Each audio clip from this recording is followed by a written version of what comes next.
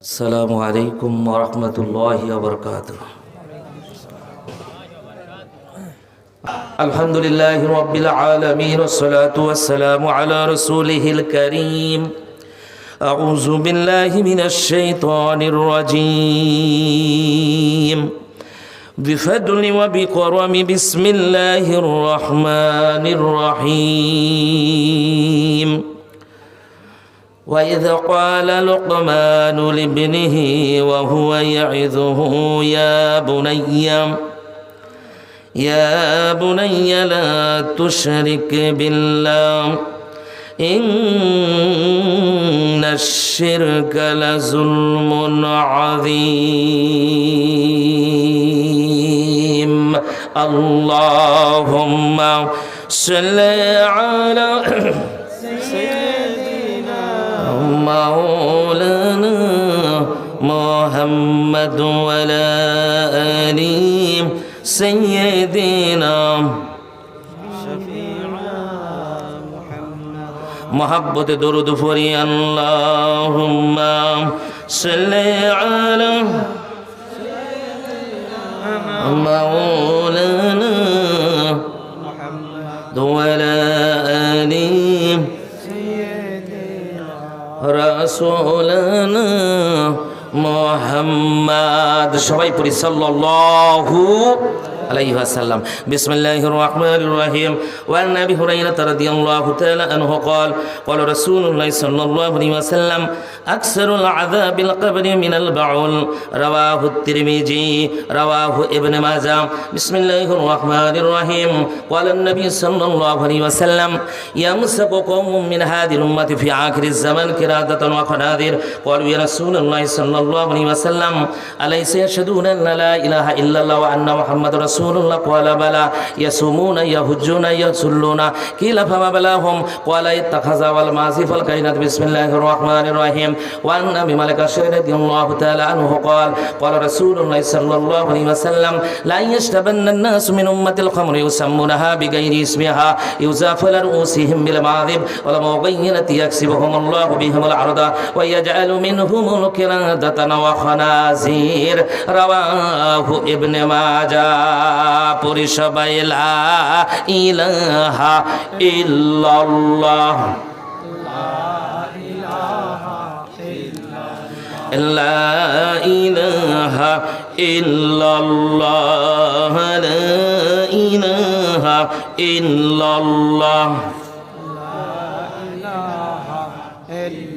একটু জোরে সরে মহাব্বতে পড়ি লা ইলাহা ইল্লাল্লাহ লা ইলাহা ইল্লাল্লাহ।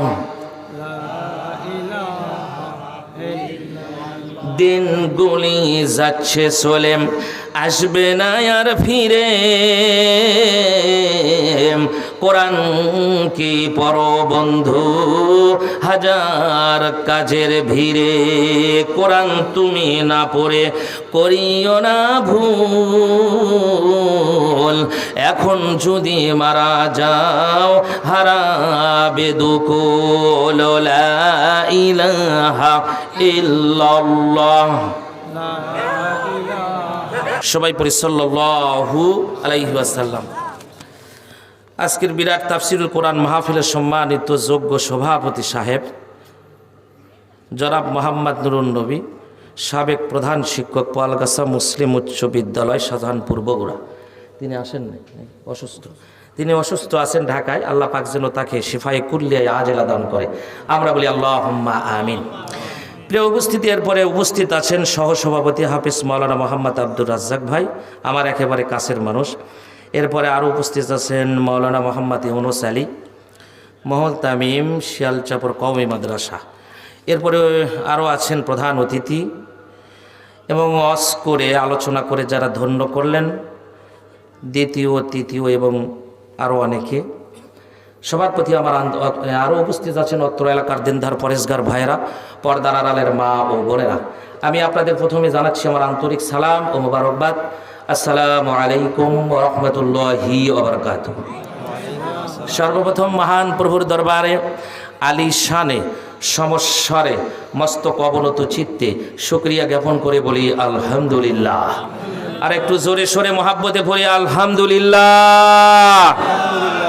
অতঃপর বিশ্ব নবী, নবীদের নবী, সাইয়্যিদুল মুরসালিন, আশরাফুল আম্বিয়া, যিনি সমস্ত নবীদের যিনি লিডার, এমনকি আবার লিডার, আমাদেরও নেতা, আমাদের সাইয়্যিদ, যে নবীর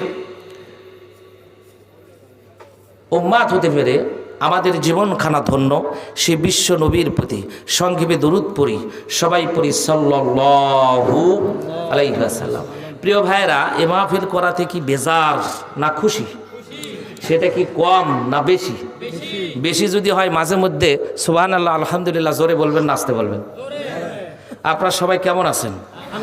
আলহামদুলিল্লাহ আল্লাহ কুল্লে হাল। আল্লাহ পাক আমারও ভালো রাখছে, যেহেতু শ্রোতাও ভালো, বক্তা যেগুলো 3টা দাওয়াত দিয়েছেন বক্তারাও ভালো। আমরা আর একবার বলি আলহামদুলিল্লাহ। কারণ এই বেশিরভাগ মানুষ অসুস্থ হয়ে যায়, অনেকের চিন্তা চেতনা যে আর হুজুরদের তো সারা পৃথিবীর ভেতরে দোষ আসি, হুজুর আর হাজি এদের সব সময় দোষ হয়, কিন্তু কথা বলেন তো। এই জন্য হুজুররা সফরে থাকলে একটু, যদি আপনি ঢাকায় যান কিংবা হজে যান, আমিও আল্লাহ পাক নিছিল আমরা গেছিলাম, এই জন্য খুব কিন্তু কষ্ট হয়। আর জার্নি করলে কষ্ট হওয়াটাই স্বাভাবিক। নবীজি বলেছেন জার্নি করা, ভ্রমণ করা, এটা হলো অর্ধেক জাহান্নাম। এই জন্য কষ্টটা হবে। হুজুরদের যে কষ্ট হয় না তা না, আর হুজুরদের তো আল্লাহ পাক মাটি দেওয়া নেয়নি, লোহা দেওয়ান আছে নাকি কন, না কাঠ দেওয়ান আছে, মাটি দেওয়ান আছে। তো যাই হোক, এই যে আপনারা তাও একটু বোঝেন, হ্যাঁ হোক কোয়েন, তাহলে আমার ওয়াজ বেশি সময় চলবে। আর যদি কোন যে না কথা বলবো না, হুজুর আপনাকে নিয়ে আসছি কথা কওয়ার জন্য, খালি আপনি বলবেন আমরা নেই, তাহলে বেশি সময়ও হবে না ইনশাআল্লাহ।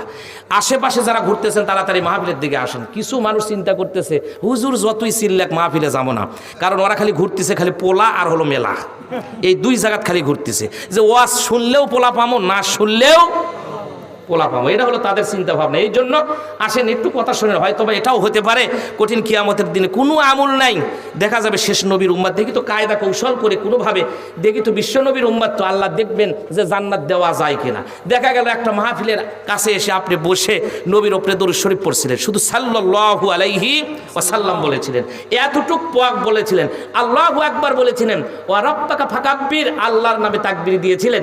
এই দেওয়ার কারণে আল্লাহ পাক বলবে যা এই খাতিরে আমি রহমান, আমি রহিম, তোর জীবনের যত গুনাহ আছে সব গুনাহ খাতা আমি আল্লাহ পাক মাফ করে দিয়ে, তুই তো ছিলি জাহান্নামী, নবীর উপরে দরুদ পড়ার কারণে, আল্লাহু আকবার বলার কারণে জীবনের গুনাহ খাতা মাফ করে দিয়ে আমি আল্লাহ পাক তোকে সুন্দর সুনিকেতন জান্নাতুল ফেরদাউসের মেহমান বানায়া দিলাম। এটাও হতে পারে, আল্লাহ রহমান তিনি পারেন।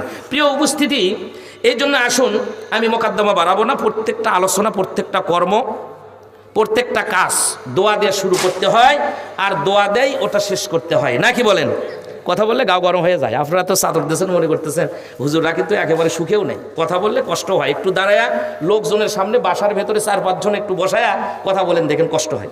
তো আসুন প্রত্যেকটা কাজ, প্রত্যেকটা কর্ম দোয়া দিয়ে শুরু করতে হয়, আর দোয়া দেয় এটা শেষ করতে হয়। আসুন, আপনারা বলছেন যে আমরা সবাই ভালো আছি, কীরকম ভালো আছেন আর সুস্থ আছেন এবার বোঝা যাবে। আমি মাঝে মধ্যে একটু টেস্ট করি মানুষদেরকে, শ্রোতাদেরকে, তাহলে বোঝা যাবে যে আমার ওয়াজগুলো বুঝতেছে না বুঝতেছে না। তো আসুন প্রত্যেকটা কাজকর্ম আলোচনা শুরু করতে হয় দোয়া দিয়ে, তাহলে দোয়া দিয়ে শুরু করা যায় নাকি বলেন? চলেন দোয়া দিয়ে শুরু করি, পড়েন সবাই বিসমিল্লাহির রহমানির রহিম। এলে না অসুস্থ মানুষ ভাই, আমার ভাইয়েরা একটু মনোযোগ দেন। নবীজি বলেছেন যদি কোনো আল্লাহর বান্দা কোনো কাজ করার আগে যদি বিসমিল্লাহ দিয়ে শুরু করে, তার জীবনের যত গুনাহ আছে সব গুনাহ খাতা রব্বুল আলামিন মাফ করে দিবে। এবার তো ভালোই জোরে করছেন, তার মানে ফজিলত আছে। তবে যারা কালকের থেকে বিড়ি খায় বিসমিল্লাহকে শুরু করলে জায়েজ হবে? কোন জায়গায় বিসমিল্লাহ, কোন জায়গায় আলহামদুলিল্লাহ মুসলমান, এটাও আমরা জানি না, কথা বলেন ঠিক কিনা? এই জন্য আসুন পড়েন সবাই বিসমিল্লাহির রহমানির রহিম। ربنا أفرغ علينا صبرا وثبت أقدامنا وانصرنا على القوم الكافرين। মুসলিম মোরা ঘুমিয়ে পড়েছি, ভেবে গেছিল সেতালা রক্ত মোদের শিথিল হয়েছে, পাপে অন্তর কালা আসছে, পথে আধার নেমে, তাই বলে কি রইবি থেমে, বারে বারে জ্বলবে বাতি, হয়তো বাতি জ্বলবে না, তাই বলে তো ভীরুর মতো বসে থাকলে চলবে না। মুসলিম জাগে কারবালা শেষে কঠিন শপথ করে, লাখো শহীদের রক্তে ভেজা নতুন পৃথিবী গড়ে। সেই মুসলিম চির উদ্দাম, তাই তো বজ্র শপথ নিলাম, আল্লাহর রাজ গর্ব এবার শান্তি সুখের নীর, নারাই তাকবীর। মুসলিম আমি, সংগ্রামী আমি চির রণবীর, আল্লাহকে ছাড়া কাউকে মানি না, নারাই তাকবীর। জোরে একটা তাকবীর দেন তো, লিল্লাহে তাকবীর। এরকম তাকবীর দিলে মুসলমানদের কপালে আরো বিপদ আছে, যা 15 বছর হয়ে গেল। তা আপনারা কি চান আবার ওই রকম জীবন ফিরে আসুক? মুসলমানদের হাতিয়ার হলো নারে তাকবীর, আল্লাহু আকবার। বেশি দূরে যাওয়া লাগবে না, বদরের যুদ্ধের দিনে আবু জেহেল বিশাল বড় তলোয়ার নিয়ে যাচ্ছে যুদ্ধের ময়দানে, মুসলমানরা মাত্র 313 জন, অথবা আল্লামা ইদ্রিস কান্দলবি লেখে মাত্র 317 জন।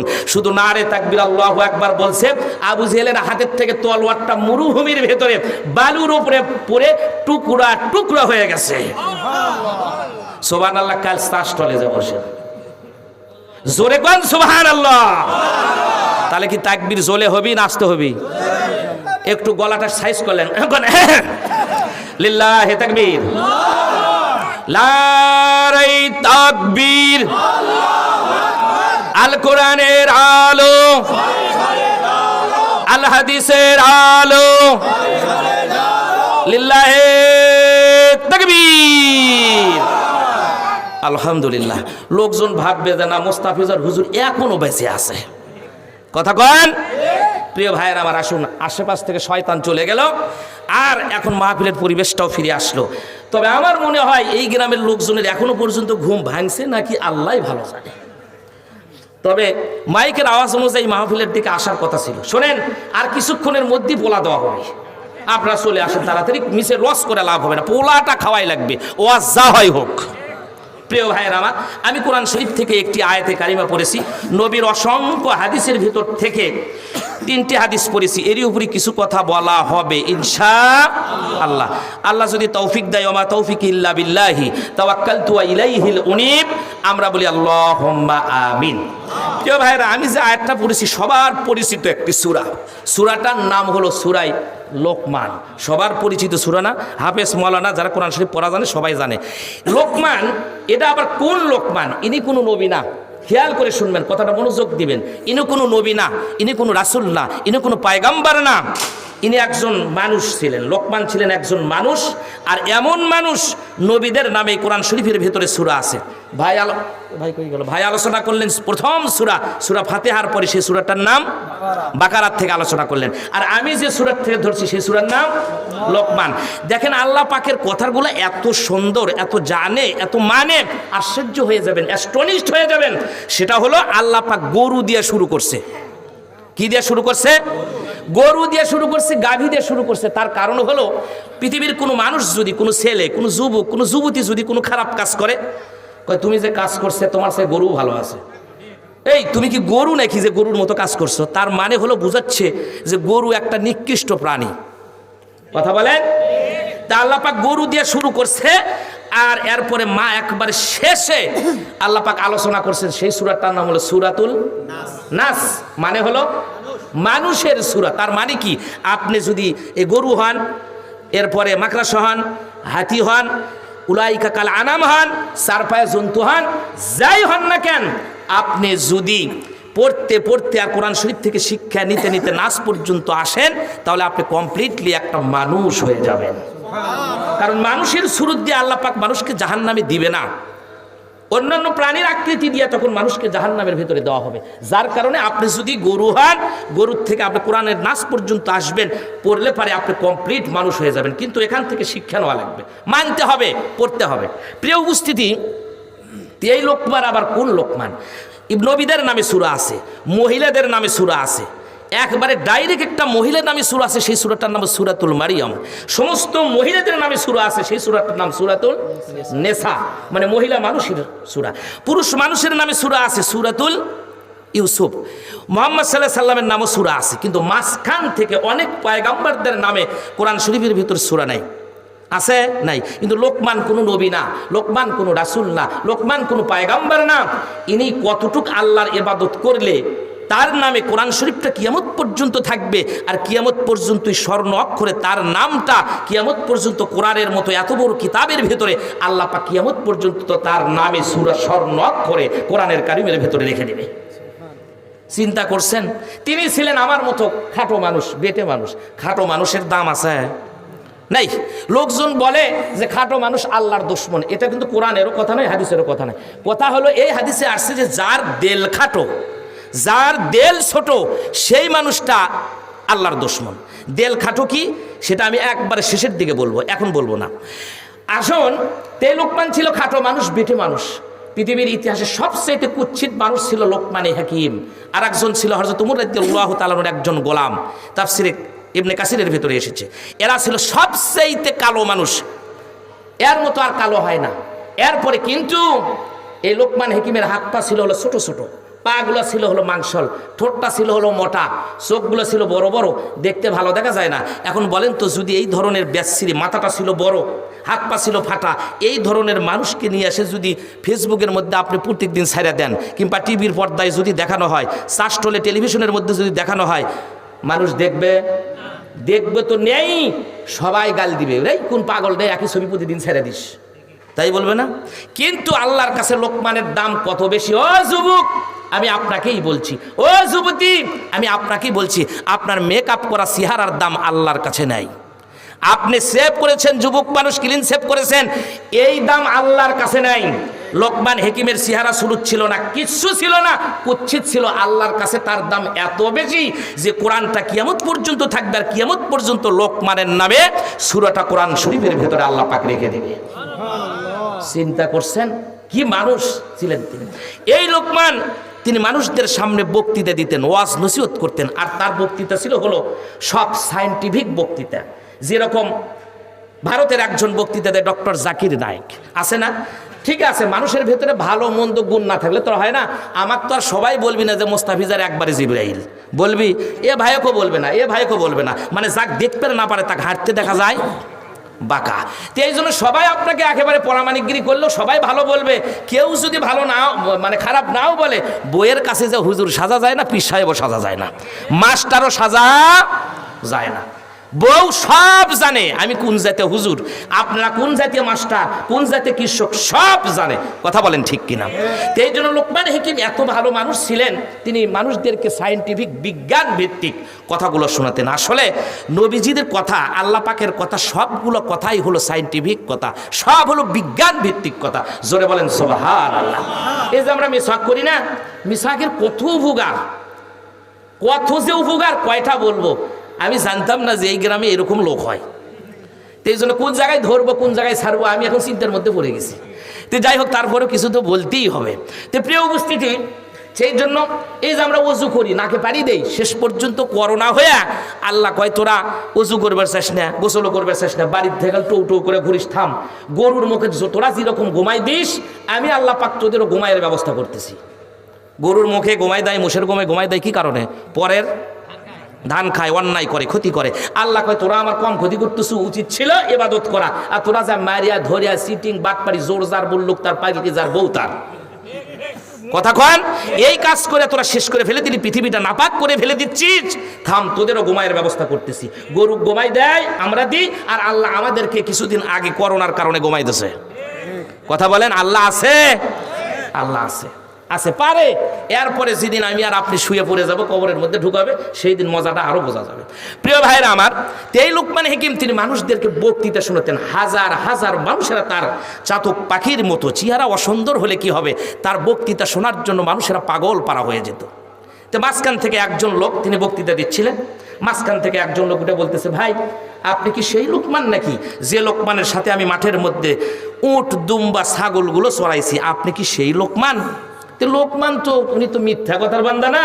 তিনি বলতেছে, হ্যাঁ বন্ধু, আমি আপনারে চিনতে পেরেছি। হ্যাঁ, আমি আর আপনি দুইজনে মাঠের মধ্যে উট দুম্বা ছাগল চড়াইছি।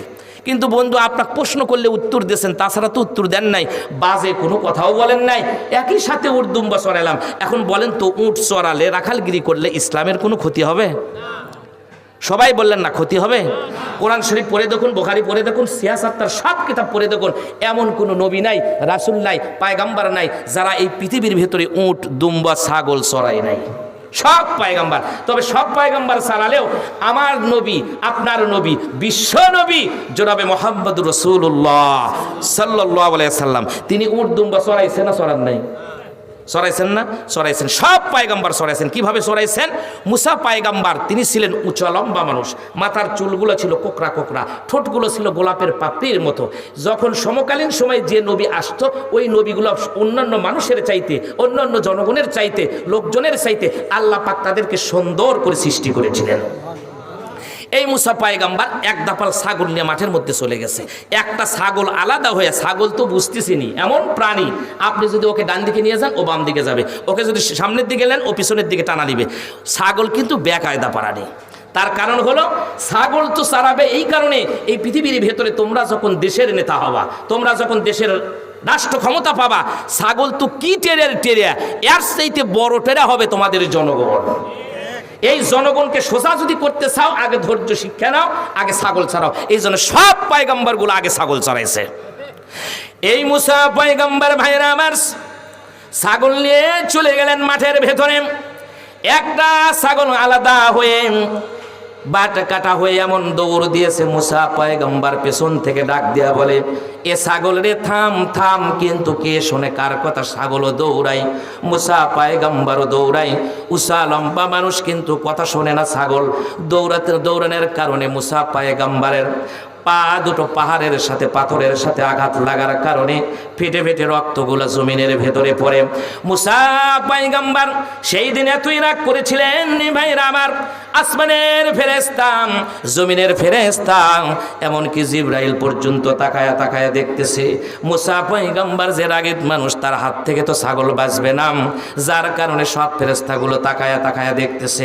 অনেক দূর দৌড়ানোর পরে পাহাড়ের পাদদেশে যখন চলে গেছেন, ছাগলটাকে মুসা পায়গাম্বার পেছন থেকে যে আস্তে আস্তে করে হাঁটি হাঁটি পা পা করে যে হঠাৎ করে তার গলাটা ধরলেন। গলাটা ধরেই তিনি চিন্তা করলেন আসার দিয়ে দুনিয়ার থেকে বিদায় করে দেই, কিন্তু না না, ঘটনাটা উল্টে গেল। তখন তিনি ছাগলের দিকে তাকায়া বলে, এ ছাগল রে, আমার শরীরের মায়া মহব্বত না করলেই আমার তো দুটা পা ফেটে ফেটে রক্তগুলা জমিনের ভেতরে পড়তেছে। এ ছাগল রে, আমার শরীরের দিকে না তাকালি কিন্তু তুই তো তোর শরীরের দিকে তাকাতে পারতিস। এ ছাগল রে দেখ, আমার দুটা পা ফেটে ফেটে রক্তগুলা জমিনের ভেতরে পড়ে, আমি তোর দিকে তাকায়া দেখি তোর চারটা পা ফেটে ফেটে রক্তগুলা জমিনের ভেতরে পড়ে।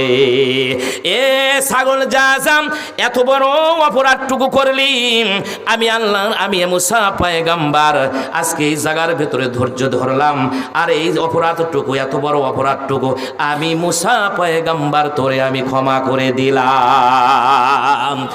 এই দৃশ্য ভাইয়ের আমার সব ফেরেশতা যখন দেখেন, জমিনের ফেরেশতা, আসমানের ফেরেশতা সব একত্রিত হয়ে জিবরাইল আমিনকে ডাক দেয়া বলে, তোমার সাথে আল্লাহর সম্পর্ক ভালো, তুমি আল্লাহর কাছে জানিয়ে দাও মুসা পায়গাম্বারের বয়স 39-এর আপ হয়ে গেছে।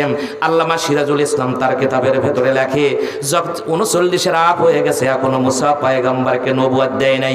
আল্লাহ পাক নবুয়ত ঠিকই দিবে, কিন্তু ফেরেশতারা তারা তার জন্য দোয়া করে বলে, আল্লাহ তোমার কাছে দোয়া করি, মুসা পায়গাম্বার যে ধৈর্যের পরিচয়টা আজকে এখানে দিয়েছেন, ছাগলটাকে সে আঘাত করলো না, আমরা দোয়া করি মুসা পায়গাম্বারকে তুমি নবুয়ত দিয়ে দাও।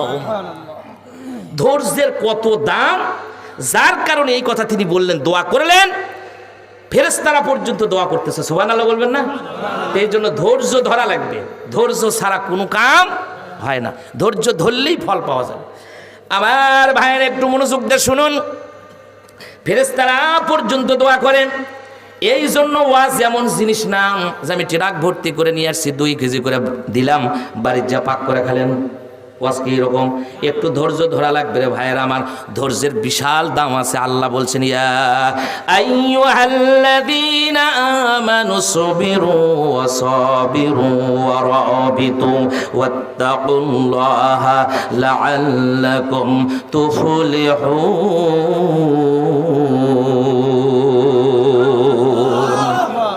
কোন আল্লাহর বান্দা যখন কোরআন শরীফ পড়ার পরে আল্লাহু আকবার বলেন, আল্লাহুম্মা মাজিদ বলেন, তাফসীর হিকাবিরের ভেতরে আসছে আল্লাহ পাক খুশি হইয়া তার জীবনের যত গুনাহ আছে সব গুনাহ খাতা আল্লাহ মাফ করে দেয়। তাহলে মুসা পয়গম্বরও ছাগল চড়াইছে, তো লোকমান হাকিম বলতেছে হ্যাঁ আমিও ছাগল চড়াইছি মাঠের ভেতরে, তোমাকে বন্ধু আমি চিনতে পেরেছি। তাহলে বোঝা গেল ছাগল চড়ালে ইসলামের কোনো ক্ষতি হয় না, এটা মনে রাখা লাগবে। কোনো ক্ষতি হবে না, আপনার কাজটা যদি হালাল হয়, কোনো পেশায় দেখে অবহেলা করা যাবে না। আপনি পানের দোকান করে খেলেও কোনো সমস্যা নাই, আপনি রিক্সা চালা খেলেও অটো চালা খেলেও কোনো সমস্যা নাই। আল কাসিবু হাবিবুল্লাহ, যারা নিজ হস্তে উপার্জন করে খায় তারা আল্লাহর বন্ধু, এটা মনে রাখা লাগবে। প্রিয় ভাইয়েরা আমার, তো লোকমান হাকিম বলতেছে আচ্ছা হ্যাঁ তা আমি তো তোমার সেই বন্ধু বলে, আচ্ছা আপনার নামটা সব জায়গার ভেতরে শোনা যায়। তখনও মানুষেরা জানতো লোকমান হাকিমের কথা। এখনো ইহুদি খ্রিস্টানদের ভেতরে মুসলমানের দেখলে ওদের পিলে চমকে যায়, জানে যে মুসলমান আছে, টুপিওয়ালা আছে, দাড়িওয়ালা আছে, দেখলে ওদের মন মানসিকতাগুলো চেঞ্জ হয়ে যায় যে না এরা আমাদের ক্ষতি করবে। আসলে মুসলমানরা কোনোদিন ক্ষতি করে না। প্রিয় ভাইরা আমার, লোকমান হাকিম তিনি বললে হ্যাঁ বন্ধু তো চিনতে পারবো। আচ্ছা আপনার নামটা সব জায়গা শুনি, আপনার ভেতরে এত বড় কি গুণ আছে যার কারণে সব মানুষের কাছ থেকে কথায় কথায় আপনার কথা শুনি, কারণটা কি? তো লোকমান হাকিম বলতেছে যে আমার ভিতরে তেমন কোনো গুণ ছিল না। তাফসিরে ইবনে কাসিরের ভেতরে লেখে যে তার ছিল 3টা গুণ, কাশাবের ভেতরে লেখে তার 5টা গুণ। সবগুলোই তাফসিরে কাশাব, তাফসিরে মাজাহারি, তাফসিরে হক্কানি, মারিফুল কোরআন, তাফহিমুল কোরআন, ফি জিলালিল কোরআন, প্রায় তাফসিরের ভিতরে একই কথাই লেখা আছে। আপনারা পড়ে এগুলো দেখবেন, খালি হুজুরদের উপরে ছেড়ে দিয়েন না। এখন তো বাংলা মিডিয়ামই বের করছে, আর এই বাংলা মিডিয়ামগুলো হুজুররাই লিখেছে, কথা কোন ঠিক কিনা? প্রিয় ভাইয়েরা আমার, এই জন্য যেগুলো পেঁচানে মাসলা টাসলা আছে ওগুলো বলার দরকার নেই, যেগুলো সহজ আছে সেগুলো নেন। পেঁচানে যখনই নেবেন তখনই লেভেল হয়ে যাবে, যেটা মুফতি ছাড়া আলেম ছাড়া ভালো আলেম ছাড়া খুলতে পারবে না, কথা বলেন ঠিক কিনা? আর মানুষেরা খালি ওই পেঁচানের মধ্যে আমরা যাই, কথা কোন ঠিক না বে ঠিক? পেছনের মধ্যে যাই না যে হুজুরে কোন কায়দায় ঠকানো যায়, না ঠকানোর ইচ্ছা করেন না, তাহলে আমরা নিজেই ঠকে যাব। তো যাই হোক, লোকমান হাকিম বলতেছে মোট কথা হলো শেষ পর্যন্ত লোকমান হাকিমের আমি তাফসীরের ভিতর দেখলাম যে প্রায়গুলো যদি একত্রিত করা হয় লোকমান হাকিমের গুণ হলো 10টা। জোরে বলেন কয়টা? 10টা গুণ। লোকমান হাকিম কি ছেলে না মেয়ে? ভালো করে বুঝেন ওয়াজ, লোকমান হাকিম কি ছেলে না মেয়ে? ছেলে। তো লোকমান হাকিমের যদি ছেলে হওয়ার কারণে 10টা গুণ থাকে, মা বোনদের জন্য ওয়াজ করা লাগবে না? মা বোনদের জন্য স্পেশাল ওয়াজ থাকবে ইনশাআল্লাহ। মা বোনদের জন্য 10টা কাজ করা হারাম, নেগেটিভ আর পজিটিভ সব এক হওয়া লাগবে, তাহলেই তো দেশ সুন্দর, পরিবেশ সুন্দর, দাম্পত্য জীবন সুন্দর, গোটা পরিবার সুন্দর, কথা বলেন ঠিক কিনা? কি বুঝতে অসুবিধা হচ্ছে? লোকমান হাকিমের 10টা গুণ, আর মা বোনরা 10টা কাজ করতে পারবে না। এই 10 আর 10 কত হলো? 20। এই 20টা দিয়েই আজকের পর্ব শেষ হবে ইনশাআল্লাহ। কি ভাই বিরক্ত হচ্ছেন? আর এর আগে যদি মাশাআল্লাহ তাবারক চলে আসে, আমি আর দেরি করবো না, মোনাজাত করে দিয়ে দিব ইনশাআল্লাহ। তবে এর মধ্যে আবার আলোচনাও শেষ হয়ে যাবে। মনে করতেছে হুজুর যে লম্বা আলোচনা শুরু করছে, বা না বেশি সময় না, অল্প সময়। আলহামদুলিল্লাহ বলেন, একটু জিকির করেন লা ইলাহা ইল্লাল্লাহ। ভালো অল্প অল্প চা খাওয়ার জন্য বলা শুরু হয়। লা ইলাহা ইল্লাল্লাহু মুহাম্মাদুর রাসূলুল্লাহ। সবাই পড়ি সাল্লাল্লাহু আলাইহি ওয়াসাল্লাম। আমার ভাইরা একটু খেয়াল করি শুনুন, 1 নম্বর গুণ হলাম লোকমান হাকিমের। লোকমান হাকিম ডাক দেয়া বলে, লোকজন তোমরা শোনো, তোমাদেরকে আল্লাহ পাক মুখ দিয়েছে, আমি লোকমান হাকিম আমারও আল্লাহ পাক মুখ দিয়েছে।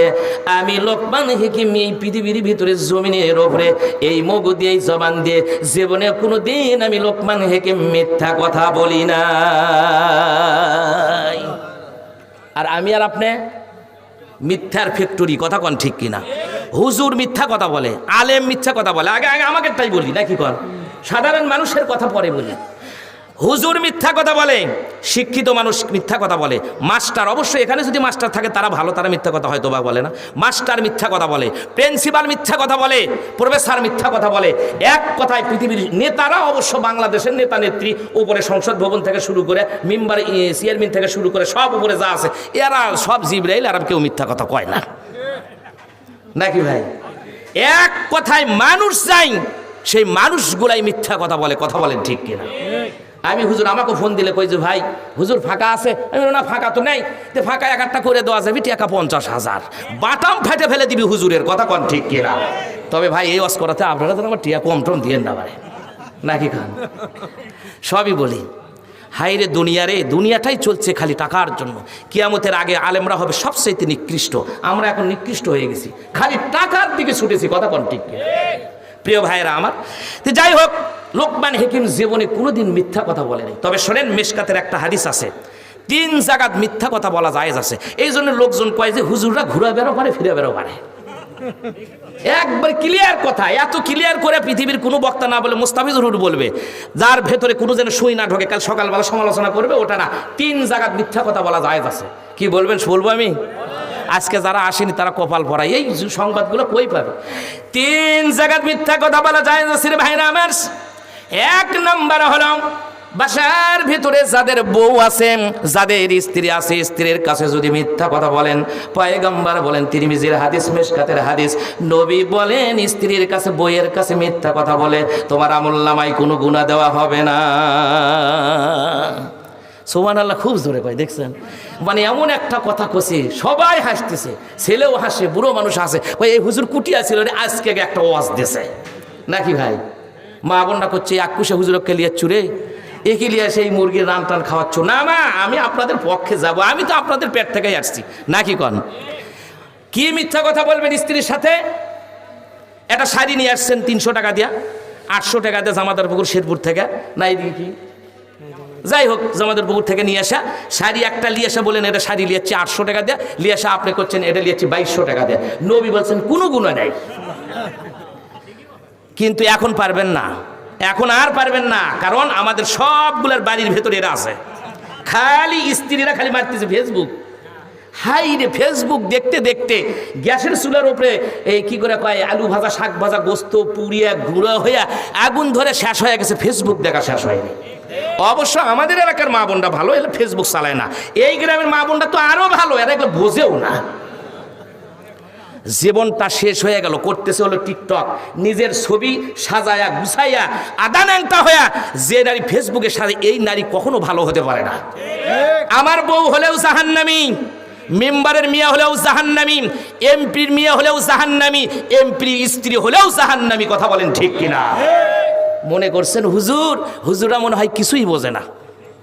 কিছু হলেও তো বুঝি, কোরআন হাদিস যখন বুঝি, কারণ কোরআনের মধ্যে নাযালনা আলাইকাল কিতাবা তিবয়ানাল লিকুল্লি শাই, মানুষের যা কিছু দরকার এমন কোনো জিনিস নাই যে কোরআন শরীফের ভেতর আল্লাহ পাক দেন নাই, সব আছে। আমি তো মনে করি যারা আছে তার কাছে তো হুজুরা একটু না বেশি বোঝে, একটু হলেও বেশি বোঝে, কারণ কোরআনের মতো এত বড় কিতাব যখন বোঝে তারা অবশ্যই কিছু আনা বেশি বোঝে, নাকি ভাই? এই জন্য এখন আর পারবো না আমরা মিথ্যা কথা বলতে। প্রিয় ভাইরা আমার, তবে আমাদের স্ত্রীগুলা কাপড় চুপড় যখন কিনবেন, কিনে যদি মিথ্যা কথা বলেন, নবী বলছেন কোনো গুনাহ হবে না। প্রিয় ভাইরা আমার, এরপরে মার কাছে টাকা দিয়েছেন 200-500 দিয়ে, স্ত্রী বললেন না টাকা দেয়নি, কোনো গুনাহ হবে না। কারণ এখনকার শেষ জামানার মহিলারা এমন হয়েছে, বিয়ে করে 2 মাসও যায়নি তার আগে ভিন্ন হয়ে বসে আছে। এই গ্রামে নাই, আমাদের অন্য অন্য জায়গাতে আছে, আমার গ্রামে আছে, আমার বাড়ির মধ্যে আছে, মনে করেন।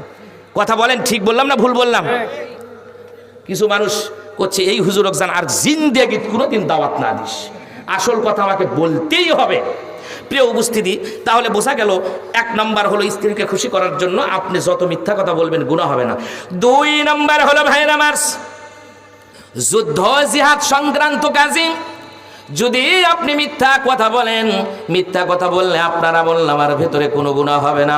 3 নম্বর হলো 2 জন ভাই ঝগড়া লেগে গেছে, মাঝখানে দাঁড়াইয়া যদি তাদের ভেতরে মিথ্যার আশ্রয় নিয়ে মীমাংসা যদি আপনি করে দেন, পয়গম্বর বলেন 2 জনের ভেতরে যে ভ্রাতৃত্ব বন্ধন সৃষ্টি করে দিলা, এতে যদি মেম্বার চেয়ারম্যান এমপির যদি একটু মিথ্যার আশ্রয় নিতে হয়, এরপরেও আপনি যে 2 জনের ভ্রাতৃত্ব বন্ধনটা সৃষ্টি করে দিলেন, পয়গম্বর বলে আল্লাহ পাক খুশি হয়ে যাবে। এর জন্য আমলনামার ভেতরে কোনো গুনাহ দেওয়া হবে না।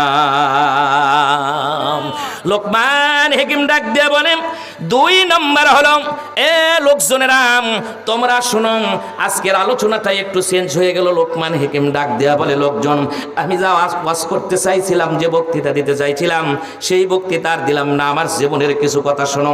লোকমান হাকিম এবার 2 নম্বর ডাক দেয়া বলেন, 2 নম্বর গুণ হলো, আমার আল্লাহ পাক তোমাদেরকে পেট দিয়েছে, আমি লোকমান হাকিম আমারও পেট দিয়েছে। এই পেটের ভেতরে জীবনে কোনোদিন আমি লোকমান হাকিম হারাম জিনিস ঢুকাই নাই। সুশেক মেরাম পাকেদারি আজহারাম, সুশেক মেরা পাকেদারি আজহারাম, মারদে ইমাদার বাসি আসসালাম। ও দুনিয়ার মানুষেরা তোমরা শোনো, যদি তুমি তোমার পেটটাকে হারাম জিনিসের থেকে রক্ষা করে করে যদি কবর পর্যন্ত তুমি আসতে পারো, ওই কবরের ভেতরে শোয়ার সঙ্গে সঙ্গে সালামান কাওলাম মির রব্বির রহিম, আল্লাহ রব্বুল আলামিন তোমার কবরের ভেতরে আল্লাহ পাক সালামটা জানাইয়া দিবে। পেটের ভেতরে যদি হারাম জিনিস থাকে তাহলে কপালে জুটবে না আল্লাহর সালাম। সালামান কাওলাম মির রব্বির রহিম, আল্লাহ পাক নিজেই সালাম জানাবে। তাহলে কি হালাল রুজি পেটের মধ্যে চলবে তো নাকি? কোন ওয়াজগুলো একটু ব্যতিক্রম হচ্ছে, যে এই হুজুর এলে কথা বলে পারে, কারণ হারাম খায়া খায়া আমাদের অভ্যাস হয়ে গেছে। সব মানুষগুলাই আমরা ওয়াল আসরি ইন্নাল ইনসানা লাফি খুসর, প্রত্যেকটা মানুষ আমরা ক্ষতিগ্রস্তর মধ্যে আছি। যার কারণে হালাল হারাম দেখতেছি না, খালি দেখা যায় চিন্তা ভাবনা করে কেমনে বড় কিছু করা যায়। জমি 10 বিঘা থাকলে 50 বিঘা, বাড়ি একটা যদি শেরপুর থাকে আর 50টা করবে চাই, করতে করতে আলাল আলাম পর্যন্ত দেখি না, বাইরের দেশে পর্যন্ত 300টা বাড়ি। আল্লাহর কাছে জবাব দেওয়া লাগবে না?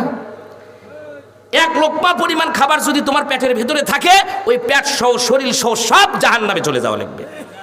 ইমাম গাজ্জালী রহমাতুল্লাহ আলাইহি বলেছেন, এত বড় একজন দার্শনিক, তিনি বলেছেন যদি কোনো মানুষের শরীরের ভেতরে হারাম 1 টুকরা যদি মাংসও থাকে, 1 টুকরা গোস্তও যদি থাকে, ওই বেচারা যতই ইবাদত করুক 40 দিন পর্যন্ত তার ইবাদত একটাও আল্লাহর দরবারে কবুল হবে না।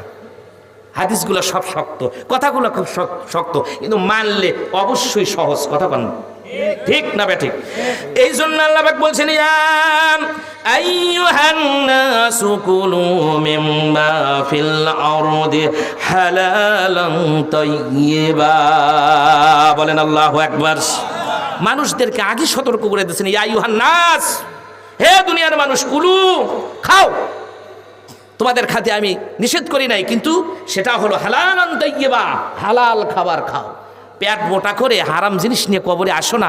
সামান্য কয়েকদিনের জন্য দুনিয়াটার ভিতরে আমরা আসছি। প্রিয় ভাইয়ের আমার, আমাদের অনেক সঙ্গী সাথীরা কবরে চলে গেছে, অনেকের দাদা বেঁচে আছে, লাকি কবরে চলে গেছে।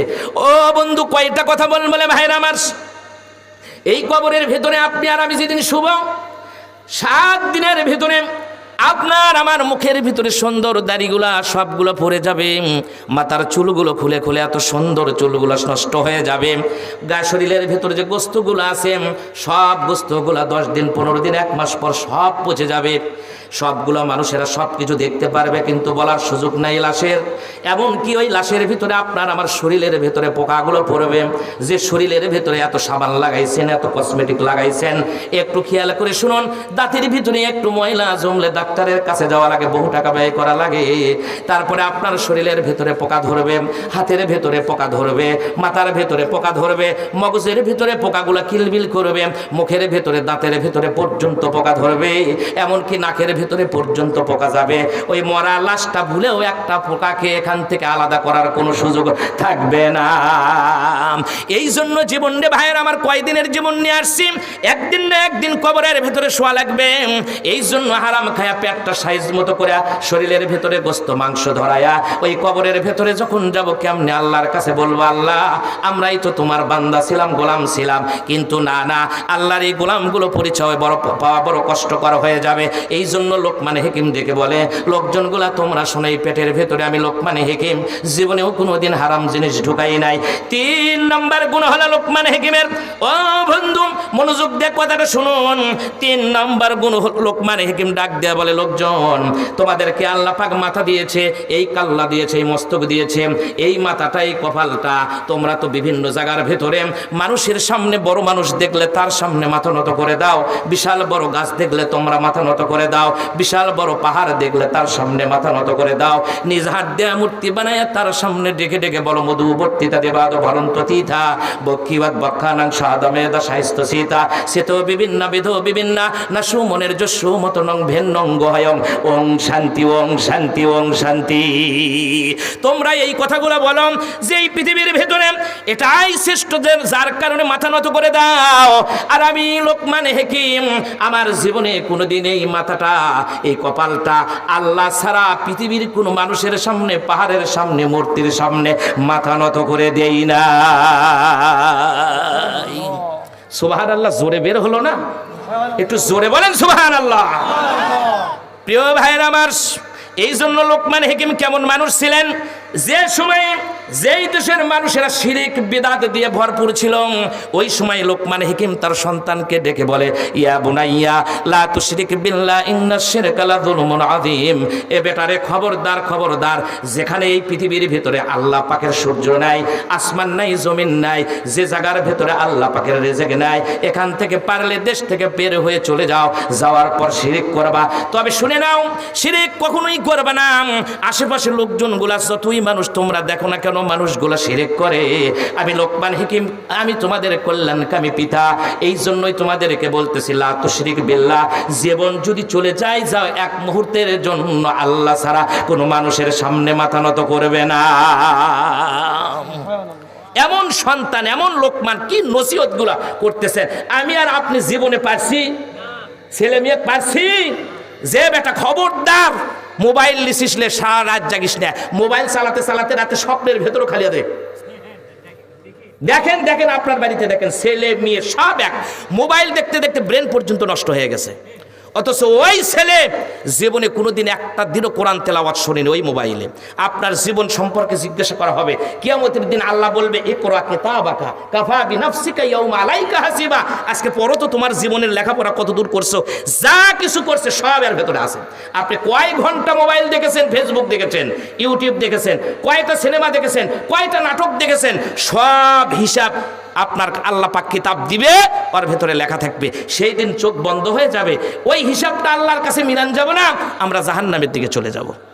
এই জন্য বন্ধু, একটা দিন হলেও আমি যখন পাইছি কথাটা বলে যাই, আল হাক্কু মুরুন, সত্য কথা সারা জীবন তিতা লাগে, তিতা হলেও কথাটা শোনেন। তিতা ওষুধ ছাড়া রোগ ভালো হয় না। আমার ভাইরা, এই জন্য আসুন, 3 নাম্বার গেল। 4 নাম্বার গুণ হলো লোকমান হাকিমের। লোকমান হাকিম ডাক দেয়া বলে লোকজন তোমরা শোনো, এই চোখ দিয়ে আল্লাহ পাক 2টা চোখ দিয়েছে, তোমাদেরকেও চোখ দিয়েছে। আমি লোকমান হাকিম, আল্লাহ পাক আমারও 2টা চোখ দিয়েছে, কিন্তু আমি লোকমান হাকিম এই 2 চোখ দিয়ে জীবনে কোনোদিন হারাম জিনিসের দিকে তাকাই নাই। একবারও আমি হারাম জিনিসের দিকে লোকমান হাকিম তাকায় নাই। আহারে, আর আমি আর আপনি চাষটলে যদি একবার বসি, 5 টাকার চা খাইয়া 14 ঘন্টা সিনেমা দেখে ওখান থেকে বিদায় নেই। আল্লাহর কাছে মসজিদের স্থান, মসজিদগুলো হলো আল্লাহর কাছে প্রিয়, আর বাজারগুলো হলো আল্লাহর কাছে নিকৃষ্ট জায়গা হলো বাজার। আপনার দোকান নাই, কিছু নাই, ব্যবসা নাই, আপনি কোনো বাগানে বাজারের ভিতর সবসময় ঘোরাফেরা করেন, বাজার হলো আল্লাহর দৃষ্টিতে নিকৃষ্ট জায়গা। রাসূলের হাদিস। প্রিয় ভাইরা আমার, যাক আমি ওই দিকে যাচ্ছি না। চোখ দিয়ে হারাম জিনিসের দিকে লোকমান হাকিম একবারও তাকায় নাই। আমাদের দেশের সাথে একটা দেশ আছে, দেশটার নাম হলো ইন্ডিয়া, ভারত, আছে না নাই? এখানে মুসলমানরা যতদিন ক্ষমতা ছিল তখন ওখানে আছে হলো দেওয়ানি আম, দেওয়ানি খাস, তাজমহল, রূপমহল, শীষমহল, এগুলো আছে না নাই? শহীদ মিনার, কুতুব মিনার। এই যে কুতুব মিনার, এগুলো যা কিছু বললাম, এগুলো সব হলো মুসলমানের গড়া, সব মুসলমানের গড়া, যেগুলো মানুষ দেখা যায়। তাজমহলও দেখতে যাই না আমরা, আমি তো ভারতে কয়েকবার গেছি।